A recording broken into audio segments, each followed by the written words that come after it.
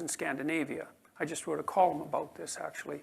It was interesting being in Scandinavia, especially in Sweden, because they've pushed the equality of opportunity doctrine farther than any other country in the world. They invented it. It all started there, like in the UN, in the original, the charter.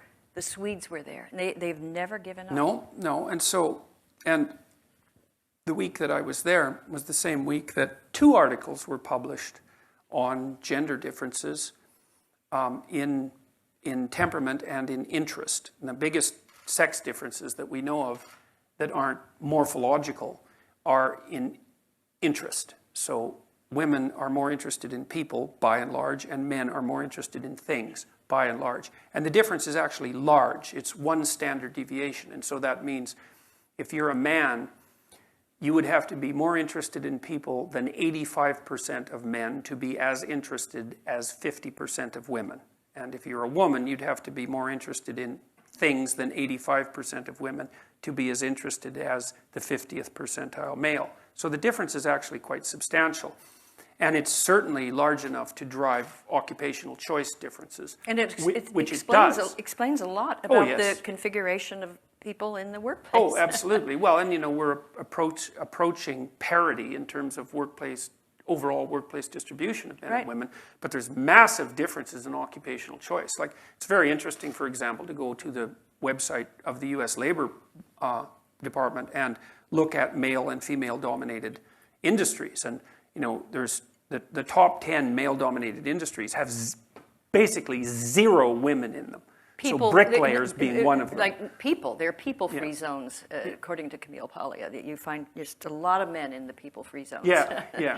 And the women you ask a group of women and men, would you rather spend the next 3 weeks taking apart a machine and putting it together, or helping a group of people work out their problems? And the pool of people who want to do the machine, it's just far more men than women. Well, and there's more men in women-dominated industries than there are women in men-dominated industries at the extreme. So that's kind of interesting. Would that be like nursing? Nursing, yeah.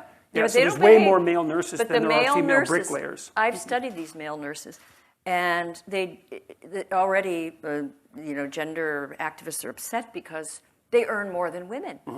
And a professor of nursing at University of Pennsylvania tried to find out why. And she found out they immediately find out what's the best paying field, subfield. So they go into like nurse anesthesiology. It pays a lot more. The men are there in disproportionate number.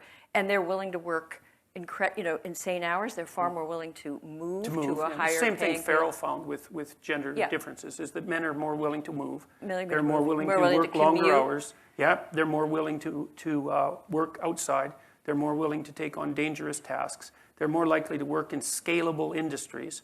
So, you can't scale personal care. It's very, very difficult. They're much less likely to work part-time. If they have small businesses, they're much more likely to work full-time in the small business rather than part-time. Yeah. And, women have their reasons to want to work part-time. And Farrell also pointed out that if you work 10% longer hours, you make 40% more money. Non-linear return on overtime. That's something that's really useful to know, in terms of your career beneficial planning. to an employer that have someone. Well, it also marks you out. Like if you have 10 employees and they're all doing a reasonable job, let's say, but one of them is working an extra half an hour a day or 45 minutes a day, and you can observe that every day, then that gives them an edge with regards to potential promotion. And the return on those edges is nonlinear. And so, anyway, so I went to Scandinavia, and it was the same week that 2 studies were released showing what had already been established beyond a shadow of a doubt, that the personality differences between men and women, and the differences in interest as well, actually get bigger as your society gets richer and as it gets more egalitarian.